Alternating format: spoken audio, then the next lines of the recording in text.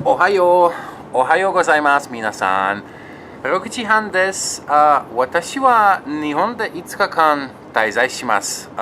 ここゲートホテルに泊まりました。私の後ろに東京スカイツリーがあります。スカイツリーは世界で最も高いタワーですね。日本はとても気に入りました。今夜のごとしって言うけど、今日私は国へ帰ります。日本はとても美しいです。日本語はとても美しい語源ですね。難しいですもん。私はちょっと日本語、もう日本についてボスニアでオーストラリアの大学でお勉強しました。私の YouTube チャンネルにご訪問ありがとうございます。じゃあまたね。Good morning, guys and girls. おはようございます, as they say in Japan. It's 6:30 in the morning, and it's still extremely hot. As you see, I'm sweating. This is basically just a little short video I wanted to make about Japanese. Now, the part in Japanese is considerably shorter than the part about Japanese because there's so many things I want to tell you about this fascinating language that I started picking up when I was a kid. My mom gave me a book called Beginner's Japanese, and I started working with that, and I worked my way basically all the way up to actually studying it for a certain while in Austria. Japanese is a beautiful language. We don't know if it's related to any of the other languages around it. There's a theory it may be related to Korean and then all the way up to Turkish. But that's just a theory because in the way Japanese works in itself, in my eyes at least, it's the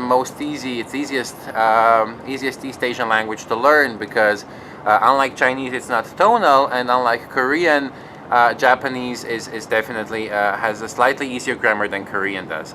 One interesting thing about Japanese, though, definitely is that the whole language in itself is very structured. You heard me using a lot of the words that end with mas, kairimas, shimas, des, and so on. Those are typically polite Japanese verbal forms.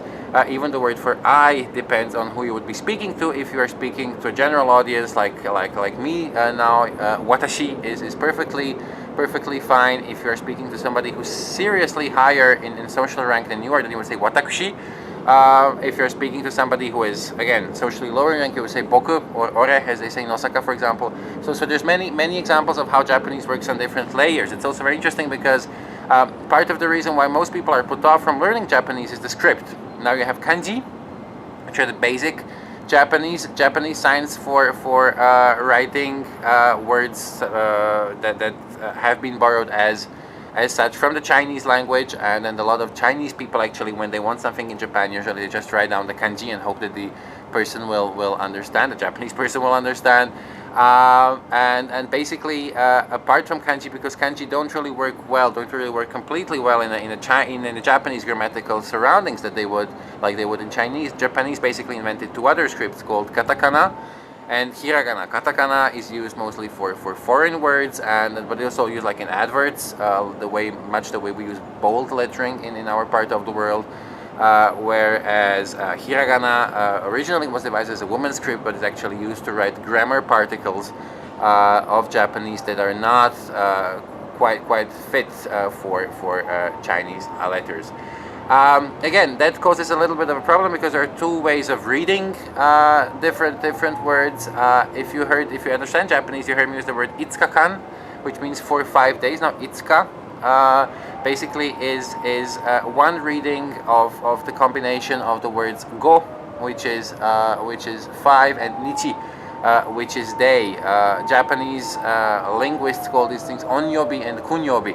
The domestic or Japanese native reading and the foreign or Chinese reading. So a lot of the words have actually been even lexicologically influenced by the Chinese language. I hope you can hear me. It's extremely loud and I'm a bit tired. It's been a short night. It's my last day in Tokyo, and I'll probably be making more videos in and about Japanese if you want to know more about this language. The reason why I haven't been making videos for quite a while, obviously, is the flooding in Bosnia and my neighboring country, and the neighboring countries Croatia and Serbia. And if you have the chance, if you have the possibility, please donate something to help the victims because they need your help. They need your help now that the water has gone back. They need your help in rebuilding their lives again.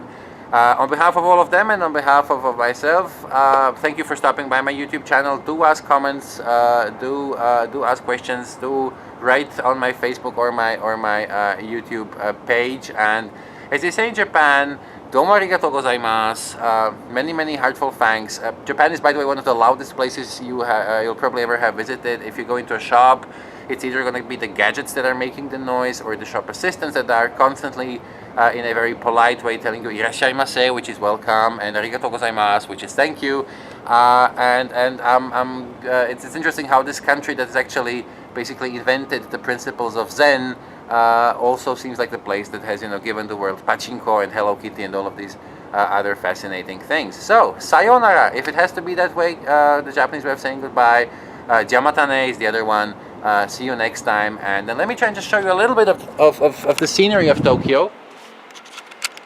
This is the Skytree Tower, as I said, the world's tallest the freestanding tower at 634 meters. And then if you look all the way left, you'll basically see a concrete sprawl. And wait, let me go just show you one more thing. This is the Sensoji Temple. The Sensoji Temple being the one of the oldest Buddhist temples in all of Japan. It's basically the raison d'etre of this part of town called Asakusa. And if you do have time, if you do plan on visiting Japan, do stop by here, definitely. Okay, sayonara, jamatane, see ya, bye bye.